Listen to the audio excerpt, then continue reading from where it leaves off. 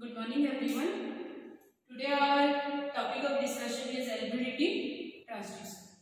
So I think all of us know what is a transducer.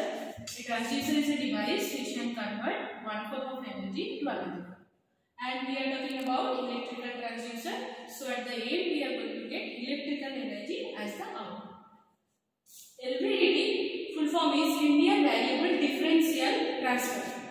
Why it is called as differential transformer? Because LVDT is made up of a transformer in which one primary winding and two secondary windings are present. And these two secondary windings are connected in such a way that the output voltage is the differential voltage between these two secondary windings. That's why it is called as differential transformer.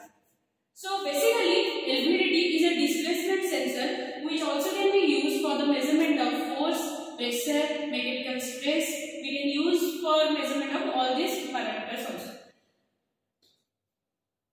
In LVDT, one primary winding and two secondary windings are present. Already I have told.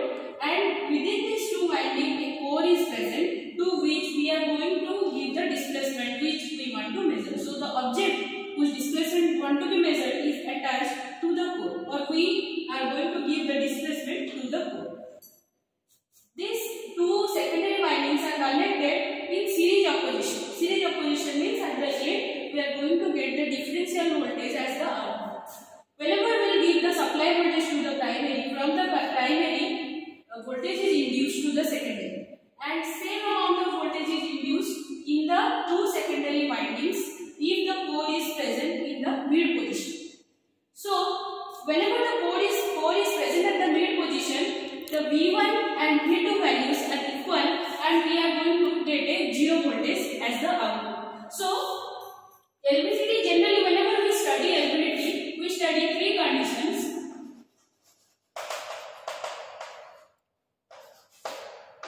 Condition 1, when the core is at the mid position. When the core is at the mid position, at that time V1 and V2 are equal. Same amount of voltage is induced from primary to secondary to both the secondary windings. So V1 to V2 are equal. So output voltage Vout equals to V1 minus V2. Since these two are equal, so output will be 0 volt. We are going to get a 0 volt output. Next condition, condition number 2. Suppose we will give the displacement to the core, and when we will give the displacement, this core will move upward. So whenever this core will move upward, this S2 winding, suppose this is S1 and this is S2. This S2, near this S2 winding, core is absent. So less amount of flux get cut than this S1. So more V1 becomes more than V2.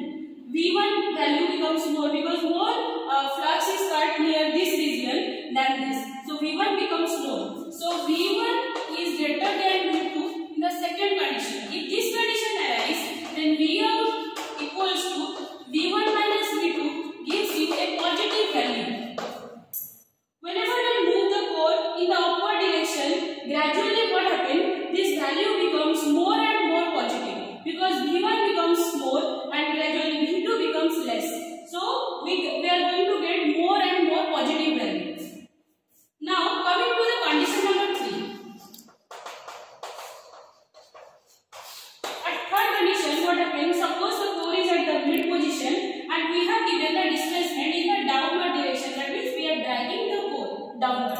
At that time, what happens? This near this S1 winding, the flux amount of flux which we have cut is less than the S2. So V2 value becomes more than V1. So if V2 will be more than V1, so what will happen? The condition number 3 will arise. V1 becomes less and V2 becomes more. So Vout will be equals to V1 minus V2. Since V2 is more, it will give you a negative result, a negative voltage. So if we will drag this core downward or we will give the displacement more downward, so V2 will become more and more and V1 will become less and less, and our result Vout will become more and more negative. So we are going to get a more negative value. So here condition 3 will arise. So according to the displacement of the core, we are getting the output voltage. That means if the core is at the mid position, voltage is 0. If the core is moving upward, our voltage is becoming positive. If the core is moving downward, our voltage is becoming negative. As I have explained, these all these three conditions. So we are going to get this type of graph. This is the DC. That means negative voltage. Already I have converted to positive side because we have shown the DC value. Otherwise, it will become like this. So we can see here the 0 volt arises. This question arises at condition number 1, where V1 and V2 are equal. So for the displacement, we are going to get 0 volt. Next, whenever the condition number 2, V1 becomes more than V2, we are going to get this side. This is the condition number 2 part of the graph. This is condition 2. And whenever the condition number 3 arises, we are going to get this region of the graph. So the LVDT characteristic graph looks like this. This is the DC side.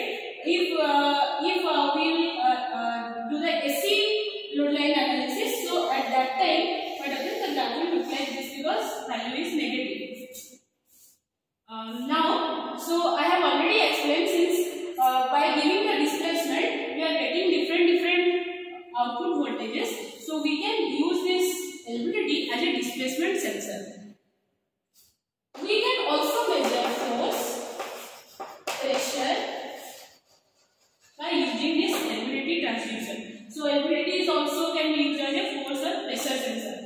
We are going to give the pressure or force here to the core, and due to the pressure or force, this core will move, and according to the position of the core, the output voltage will be produced.